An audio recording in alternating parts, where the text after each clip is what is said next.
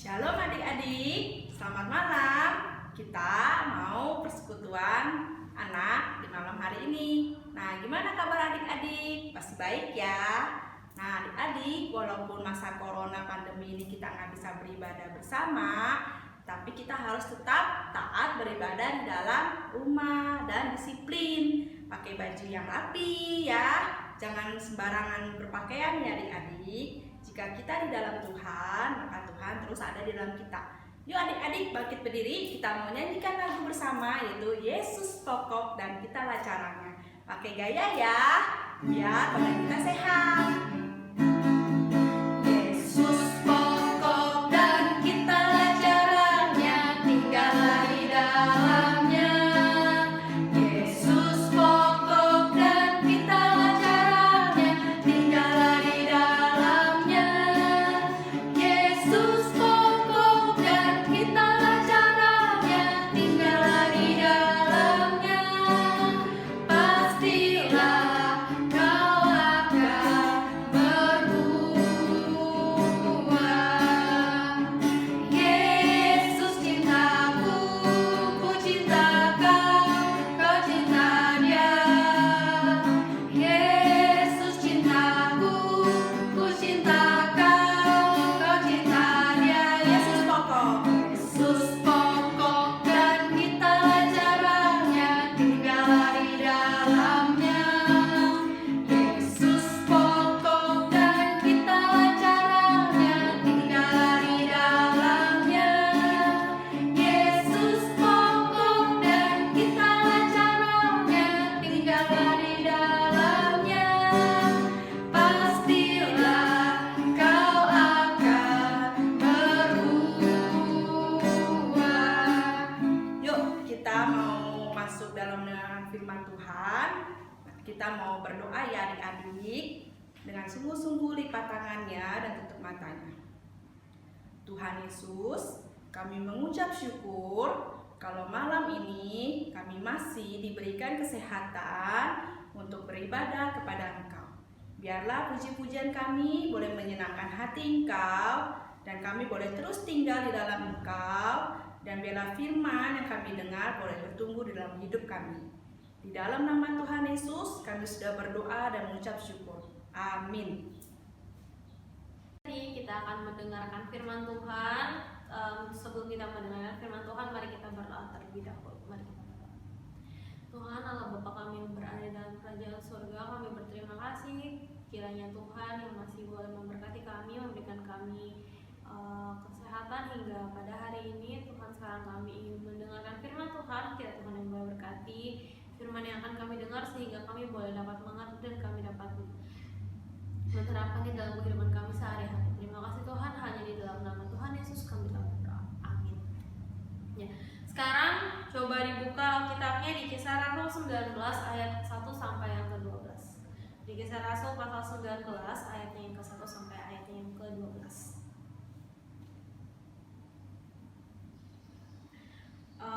Cerita ini bercerita tentang Paulus di Efesus. Nah, kalau misalkan minggu kemarin itu kalian udah dengar tentang Apolos yang ada di Efesus ya, di perikop yang sebelumnya itu adalah cerita tentang Apolos di Efesus gitu ya. Sekarang minggu ini kita mau dengar tentang Paulus yang berada di Efesus. Setelah Paulus berkeliling mengunjungi jemaat-jemaat ya, Paulus kembali ke Efesus untuk memenuhi janjinya kepada masyarakat orang-orang di Efesus gitu. Itu ada di Kisah Rasul 18 di pasal sebelumnya. Kisah Rasul pasal 18 ayatnya yang ke-21. Ya. Di situ sebenarnya dari ayat yang ke-20 gitu ya. Dan yang ke-20 diceritakan kalau misalkan orang-orang di Efesus itu meminta Paulus untuk lebih lama ya tinggal di Efesus, tapi Paulus tidak mengabulkannya. Tapi lalu di ayat yang ke-21 dibilang, aku akan kembali kepada kamu jika Allah menghendakinya, lalu bertolaklah ia dari Efesus gitu. Jadi ini adalah kunjungan Paulus kedua kalinya di Efesus. Ya. Sekarang kita mau baca ayat 1 sampai ayat 3. Udah ketemu ya? Ya, kita baca sama-sama. Ketika Apolos masih di Korintus, Paulus Paulus sudah menjelajah daerah-daerah pedalaman dan tiba di Efesus. Di situ didapatinya beberapa orang murid. Katanya kepadanya, "Sudahkah kamu menerima Roh Kudus ketika kamu menjadi percaya?" Akan tetapi mereka menjawab dia, "Belum, bahkan kami belum pernah mendengar bahwa ada Roh Kudus." Lalu kata Paulus kepada mereka, "Kalau begitu dengan baptisan manakah kamu telah dibaptis?" Jawab mereka, "Dengan baptisan Yohanes." Gitu. Ya. Ketika Paulus berada di Efesus, ya, Paulus ini nanya sama orang-orang yang ada di Efesus, "Kamu udah belum terima Roh Kudus? Sudahkah kamu menerima Roh Kudus?" Itu yang di ayat 2 ya. Lalu orang-orang di Efesus bilang apa? Belum gitu ya. Bahkan mereka itu belum pernah dengar apa sih itu Roh Kudus gitu ya. Nah, lalu Paulus kembali nanya, dengan dengan baptisan manakah kamu telah dibaptis? Dan orang-orang di Efesus bilang dengan baptisan Yohanes, ya, baptisan air. Nah, orang-orang Efesus ini sama seperti Apolos, ya. Ketika Apolos bertemu dengan Priscilla dan Aquila itu, Apolos mengerti soal kitab-kitab suci, ya. Dia bahkan bersemangat mengajarkan tentang Yesus, tapi dia cuma tahu baptisan Yohanes gitu ya. Dia juga belum pernah dengar tentang baptisan Roh Kudus. Orang-orang di Efesus ini dan juga Apolos sama-sama sudah tahu tentang pengetahuan dasar iman Kristen menurut perjanjian lama, ya, tapi mereka belum punya relasi pribadi dengan Allah itu sendiri, ya. Dengan ditandainya mereka dibaptis dengan Roh Kudus. Dan juga orang-orang di Efesus ini tuh mereka udah tahu, ya, mereka udah percaya akan adanya Mesias yang akan menyelamatkan mereka, tapi mereka itu hanya tahu berdasarkan perkataan Yohanes Pembaptis. Ya, mereka belum tahu juga tentang Roh Kudus, padahal sebenarnya Roh Kudus itu adalah yang melahirkan manusia menjadi seseorang dari Kristus. Ya. Lalu apa sih itu baptisan Yohanes? Coba kita lihat di ayat 4. Kata Paulus, baptisan Yohanes adalah pembaptisan orang yang telah bertobat, dan ia berkata kepada orang banyak bahwa mereka harus percaya kepada Dia yang datang kemudian daripadanya, yaitu Yesus. Ya. Baptisan Yohanes itu adalah baptisan untuk orang yang bertobat gitu ya, karena baptisan itu merupakan baptisan karena kesadaran umum dari dosa yang diperbuat oleh manusia itu sendiri, ya. Jadi sifatnya itu umum, ya, nggak seperti dibaptis dengan Roh Kudus, sifatnya memiliki relasi pribadi dengan Tuhan. Terus Yohanes juga bilang di ayat lalu Paulus juga bilang kalau Yohanes berkata mereka itu harus percaya kepada Dia, mereka itu orang-orang yang dibaptis dengan baptisan Yohanes. Yang mereka harus percaya kepada Dia yang akan datang kemudian daripadanya, yaitu Yesus. Nah, perkataan si Yohanes ini kita bisa lihat di Matius 3 ayat 11. Dibuka ya kitabnya, ya, Matius 3 ayat 11.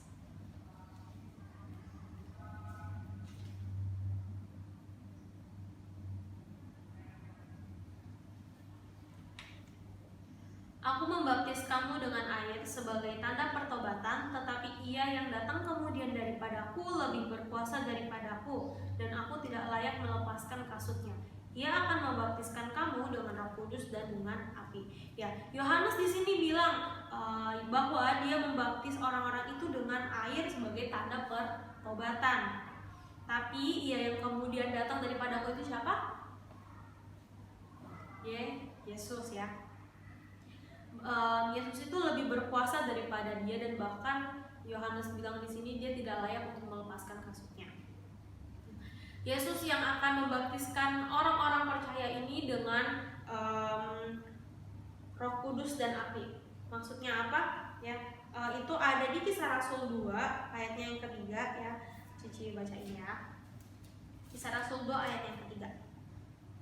Dan tampaklah kepada mereka lidah-lidah seperti nyala api yang bertebaran dan hinggap pada mereka masing-masing. Itu maksudnya ketika Roh Kudus dicurahkan pada hari Pentakosta, Roh Kudus itu tampak seperti lidah-lidah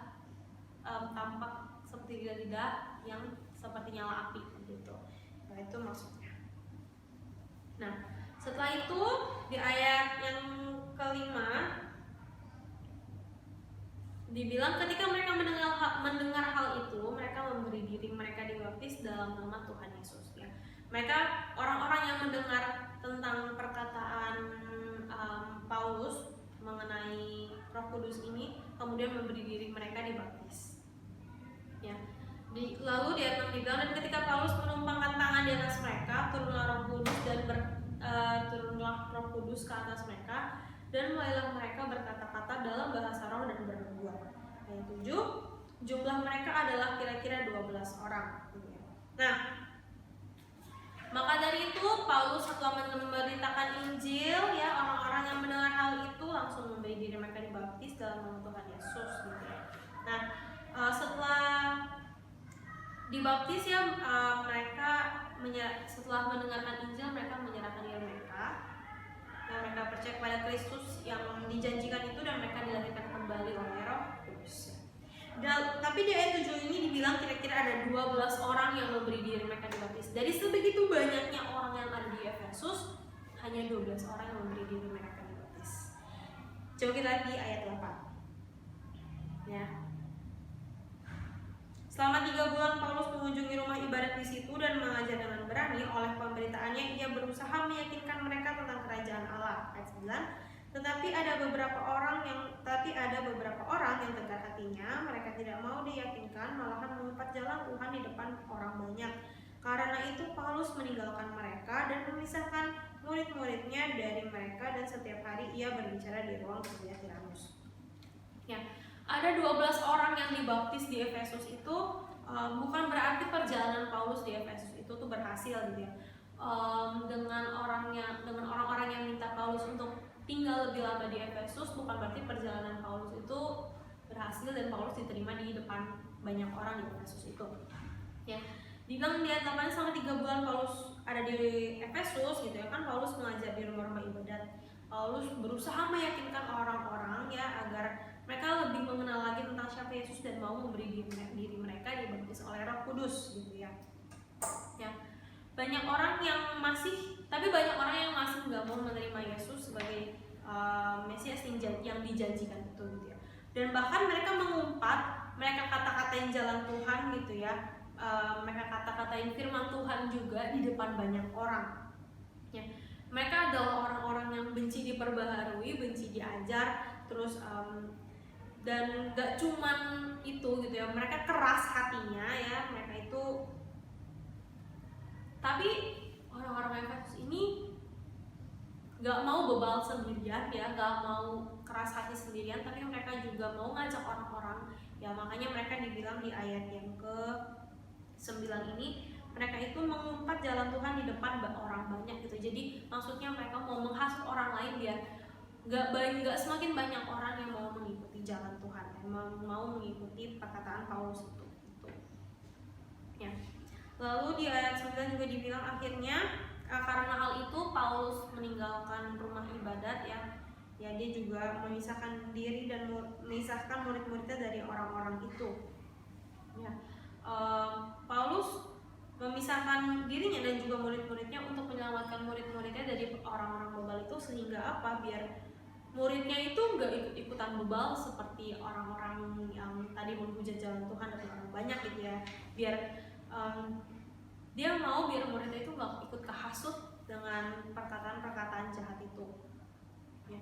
Karena apa? Paulus tahu murid-muridnya ini yang sudah menyerahkan diri mereka dibaptis dalam Roh Kudus ini merupakan kalau bangunan itu kayak fondasi, ya, fondasi sehingga pelayanan firman Tuhan itu dapat lebih berhasil, dapat menjangkau orang lebih banyak, gitu. Ya, karena Paulus tahu hanya di dalam Tuhanlah manusia-manusia itu boleh dapat selamat. Lalu Paulus meninggalkan rumah ibadat itu bukan berarti dia nggak mau melayani lagi, dia udah nggak mau urusan sama orang di Efesus lagi, tapi apa? Tapi dia melakukan hal itu untuk melakukan pelayanannya lebih lagi, ya. Dia menggantikan waktunya di rumah ibadat dengan mengajar di sekolah tirani, di ruang kuliah atau yang disebut juga sekolah ya. Kalau adik-adik pasti tahunya sekolah ya, di sekolah tirani namanya. Ya, tujuannya itu apa? Biar lebih banyak lagi orang yang datang ya, baik dari Yahudi maupun Yunani, dari mana-mana semua orang bisa kenal Kristus gitu tujuannya.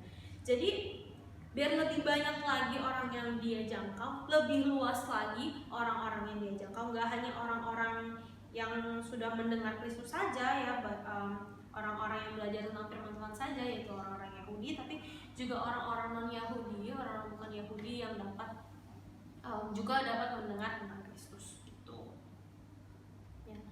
Selain itu juga kalau di rumah ibadah itu tuh hanya biasanya paling hari Sabat aja gitu ya, kesempatannya jarang-jarang. Tapi kalau misalkan Paulus mengajar di sekolah-sekolah tirani itu ya, dia bisa mengajar tiap hari gitu kan. Jadi setiap hari orang bisa dengar tentang Kristus. Kalau setiap hari sama seminggu sekali bakalan lebih banyak mana sih kalau kita dengar tentang firman Tuhan, pasti yang setiap hari gitu ya. Nah, makanya biar semua orang juga bisa tahu tentang Kristus dan semakin banyak orang yang lebih banyak lagi tahu tentang Kristus seperti itu. Nah, lalu di ayat yang ke-10 dibilang hal ini dilakukannya 2 tahun lamanya sehingga penduduk Asia mendengar nama Tuhan baik orang Yahudi maupun orang Yunani. Jadi dibilang di sini makin banyak orang yang dengar ya, jangkauannya pun makin luas gitu. Nah, di ayat yang ke-11, oleh Paulus Allah mengadakan mukjizat-mukjizat yang luar biasa, bahkan orang membawa sapu tangan atau kain yang pernah dipakai oleh Paulus dan meletakkannya atas orang-orang sakit, maka lenyaplah penyakit mereka dan keluarlah roh-roh jahat gitu ya. Nah, Paulus melakukan pelayanannya itu selama 2 tahun di Efesus ya. Melalui Paulus Allah juga mengadakan mukjizat-mukjizat yang luar biasa. Bahkan di ayat yang ke-12, sapu tangannya pun ya, atau kain yang pernah dipakai Paulus itu dapat menyembuhkan orang sakit dan mengusir roh-roh jahat. Itu saking hebatnya Paulus dipakai Tuhan jadi seperti itu gitu ya. Nah, orang-orang di Efesus tuh banyak yang udah tahu tentang Yesus ya, bahkan mereka juga udah dibaptis dengan baptisan Yohanes. Tapi mereka itu banyak yang menolak kebenaran tentang kerajaan surga itu sendiri.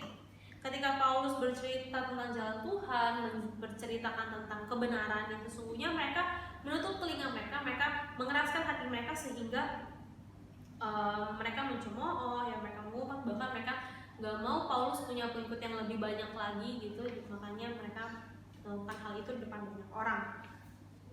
Ya.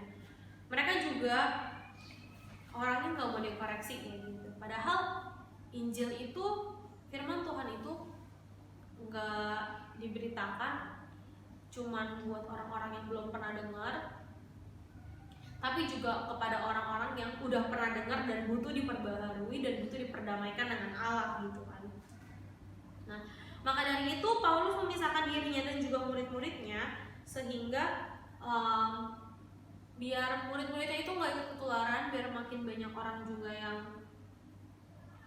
mengikut Kristus, makin banyak orang yang dapat diselamatkan, makin banyak orang yang mendapatkan hidup yang kekal gitu. Karena yang tadi sudah bilang, karena hanya melalui Kristus saja orang boleh dapat selamat. Coba kita buka di Yohanes 14 ayat 6. Buka kitabnya di Yohanes 14 ayat 6.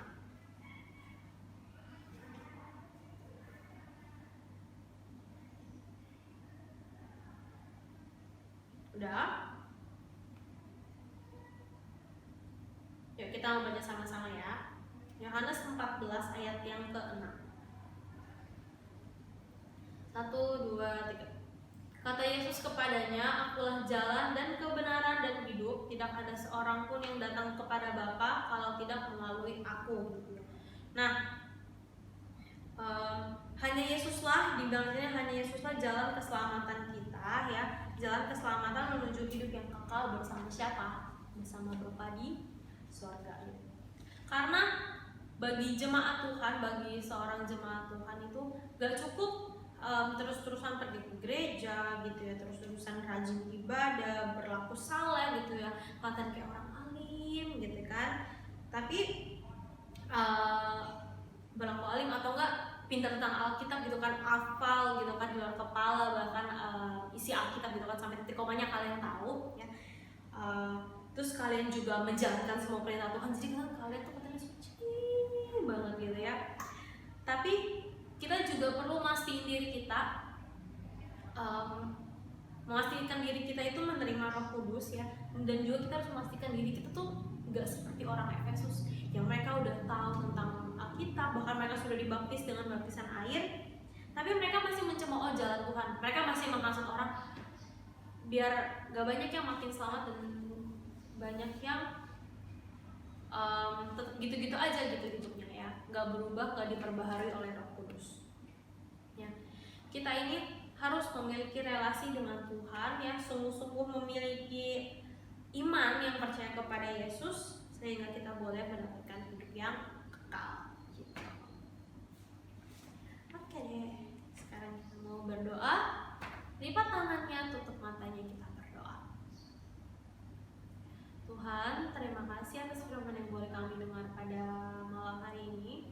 Tuhan, kami berdoa ya Tuhan bagi setiap masing-masing dari kami, kiranya Tuhan yang boleh memberikan kami roh pengertian, Tuhan yang boleh memberikan kami iman yang terus berpegang pada Tuhan, sehingga kami juga boleh seperti murid-murid di Efesus yang menyerahkan dirinya kepada Tuhan dan menjadi murid-murid Tuhan. Biarlah kami juga boleh menjadi fondasi, boleh menjadi saluran berkat bagi orang-orang di sekitar kami ya Tuhan. Terima kasih Tuhan, hanya di dalam nama Tuhan Yesus kami telah berdoa. Amin.